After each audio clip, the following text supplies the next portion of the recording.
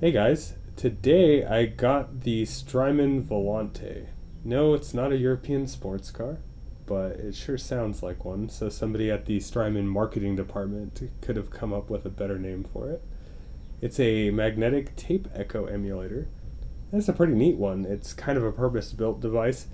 It's not like their other multi-effect pedals that just do everything, like the Timeline for instance, but it does sound awesome. So there's multiple modes it has. It has a drum, tape, and studio. You can find more information about it on a few other demos.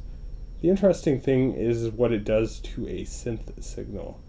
So here I have the Novation Peak, and it's just running a standard sawtooth, a lot of attack, a lot of release, and the filters turned about halfway up to make it kind of muted, but with a lot of feedback on this, and your triple spacing on the heads in tape mode with the mechanics set to, it has a mechanics knob, which is really cool. It basically destroys the tape deck and makes it sound old and worn.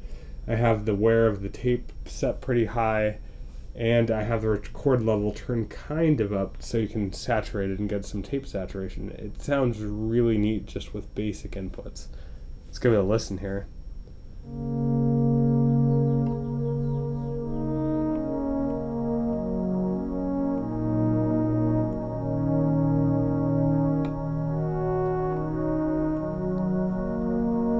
You can hear the wow and flutter, the tape warble, and there's even some crinkle in there that you can hear go across the heads every once in a while. The feedback is really nice.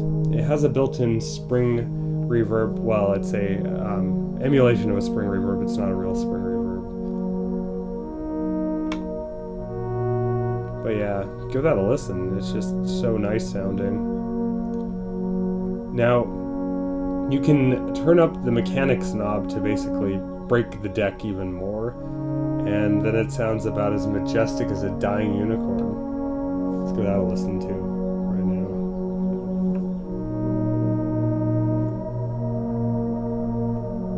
I mean, it's still cool, but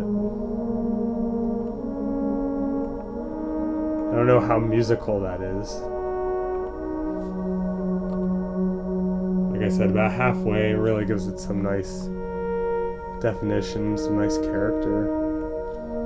The cool thing is you can just turn up the record level and you can get some super heavy distortion and tape like level distortion to it, and it just sounds nice. Let's listen to that.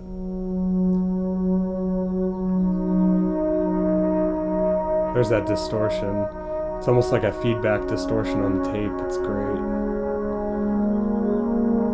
It's nice and rounded though. It's not harsh. It's not harsh like a digital distortion or even, you know, your standard like metal guitar distortion. It's just...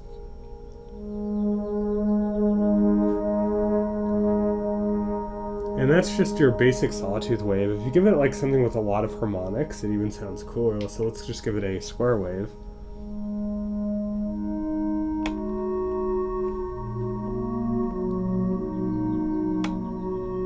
Getting into that Tangerine Dream, almost krautrock style aesthetic.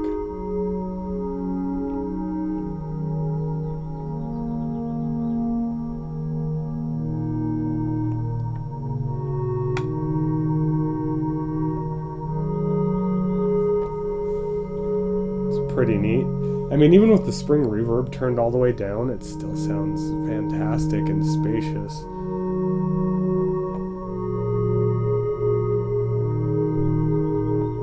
Alright, well, that's a general overview of what it sounds like on a synth. I did see like 2 other videos come out on a synth so far. Not too many about it. It's a fairly new pedal. It's kind of on the pricey side, but I feel it's probably one of the better Echoplex slash, you know, Space Echo emulations. It's more of a Space Echo because you have the spring reverb in it. So it's more like an RE201 or something like that. It's definitely better than Roland's implementation of their Space Echo pedal, which really doesn't have any controls of making the tape sound worse. Things like that. Anyway, I hope that helps somebody, and yeah, keep watching for more. I'm going to have more on this Strymon pedal and definitely more on the Peak synth here, which is a really nice synth, and it's probably the most pristine sounding oscillators I've ever heard on a synth, and then obviously I'm destroying it using the volante.